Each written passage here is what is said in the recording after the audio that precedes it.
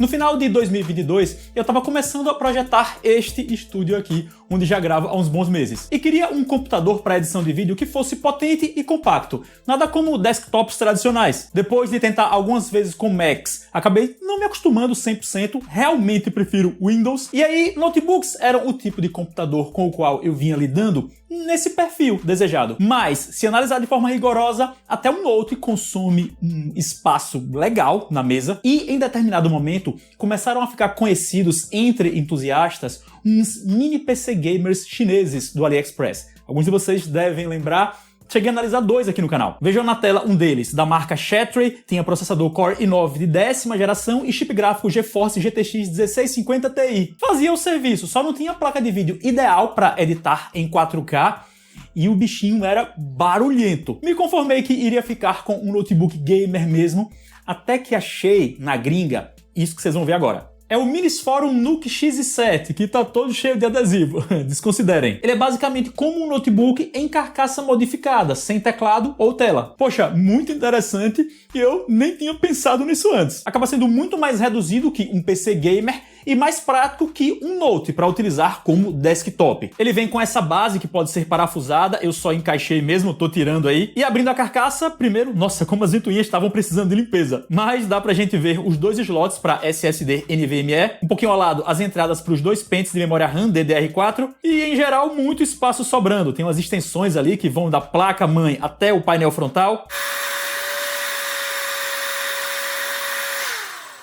Esse soprador é show de bola, comprei no AliExpress, vou botar o link na descrição. No painel da frente está o botão de força junto com portas USB-A, entrada para cartão SD e plug de áudio. Já no fundo é Thunderbolt 4, saída HDMI, porta de rede cabeada e a entrada para fonte, que é um modelo de 230 watts, estilo de notebook. Ele tem processador Core i7 11800H e placa de vídeo GeForce RTX 3070. Ou seja, é um PC forte ainda hoje em dia. Importá-lo não foi um processo custo-benefício, saía a mesma coisa ou até menos caro pegar um Note com configurações similares no Brasil. Na época, não estava disponível no AliExpress e a Minisforum não enviava diretamente para cá. Tive que mandá-lo para os Estados Unidos e depois utilizar um daqueles serviços de redirecionamento para finalmente recebê-lo. Então assim, os $900 no kit sem memória RAM e armazenamento que foram adicionados por mim, esse valor praticamente dobrou com os custos de importação, no fim das contas. E nem tinha remessa conforme, viu? Há não muito tempo, vi que ele surgiu sim no AliExpress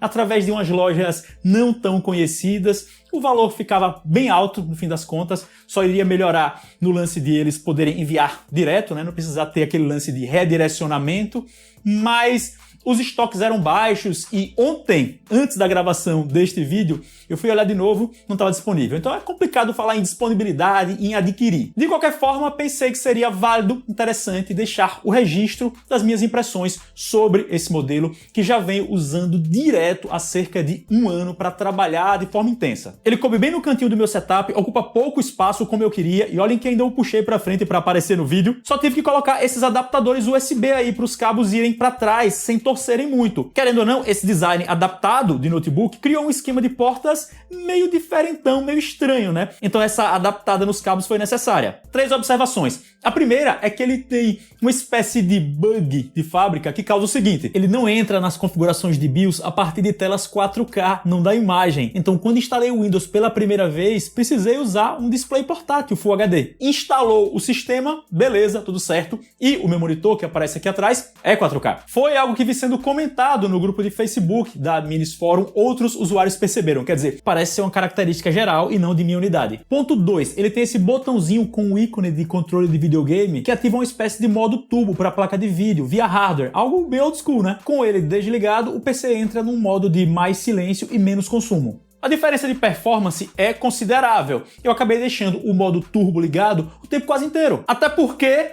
ponto 3, o computador faz pouquíssimo barulho. Sério, foi a melhor surpresa que tive com ele. Mesmo com o modo turbo, né, é uma máquina muito discreta. Em velocidade máxima, os coolers são discretos, fazendo algo como, sei lá, 1/3 do barulho de um notebook gamer ou menos. Claro que estou mandando um chutômetro aqui. No dia a dia, isso causa um conforto durante a utilização, que assim, eu só percebo que perdi quando vou testar um notebook gamer para review. Vou até ficar mal acostumado no futuro. Não é algo que acontece de graça. Pelo que observei em games, a Minisforum fez um ajuste no processador, limitando a temperatura máxima que ele pode atingir e também restringindo o fornecimento de energia enviada para ele, que não chega nem perto dos 45 watts que seriam o padrão do chip. Isso faz com que as ventoinhas tenham menos trabalho e afasta eventuais picos de temperatura. Quer dizer, foi uma troca. Ele realmente é silencioso como eu nunca tinha visto, nunca tinha ouvido. Mas o processador perde algo em força bruta. Já a placa de vídeo, não perde. É uma 3070 de 145 watts que roda a cerca de 120. E as temperaturas, no fim das contas, são boas mesmo. A GeForce, quando requerida, fica pouco abaixo dos 80 graus, normalmente, e o Core i7 na casa dos 75. O que eu notei é que, apesar da segurada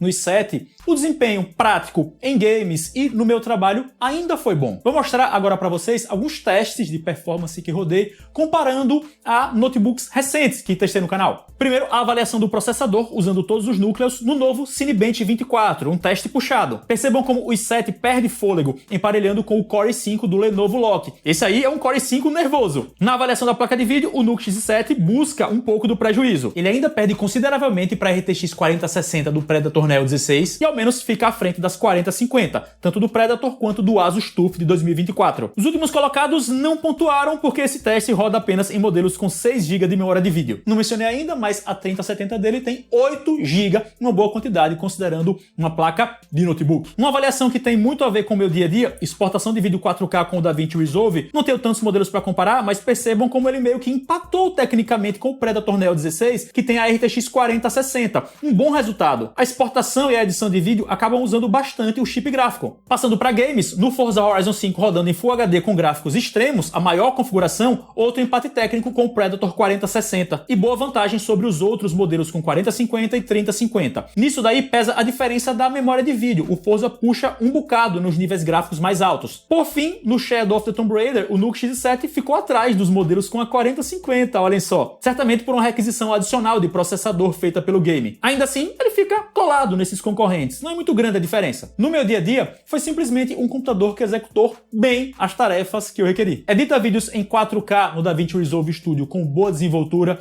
eu venho jogando o Halo Infinite em 4K e ele vai bem. Por isso, eu tendo a achar que essa opção térmica feita pela Minisforum foi uma boa. É uma máquina que em vários momentos dá pra esquecer que tá ali. Isso eu tô falando do modo turbo. Imaginem em tarefa simples, se eu o desligasse. E por conta desse formato da carcaça, já vi muito gringo usando o NUC X7 como um videogame perto de uma TV e não de um monitor. De fato, ele tem um estilo parecido com um PlayStation 5 da vida, né? A pessoa pega uns controles de Xbox, instala uma interface daquelas mais apropriadas para TV e acho que ele vai que vai como um console. Já fiz algo assim para rodar um FIFA uma ou duas vezes, só não é o meu foco. Acho que mais fabricantes deviam apostar nesse tipo de formato. Sei que muita gente vai dizer, melhor logo um notebook. Penso que não é exatamente a mesma coisa. Um notebook aberto ocupa mais espaço, aí fechado ele não refrigera do mesmo jeito, o botão Power fica escondido. São pequenas coisinhas que, de certo modo, fazem diferença. Deu pra ver que prós e contras considerados, gostei pra caramba do Minisforum NUC X7. Hoje em dia a fabricante não tem lançado outros nessa mesma pegada, o que é uma pena. Como disse, pra mim não foi uma compra custo-benefício. Foi uma opção que fiz pra cobrir uma vontade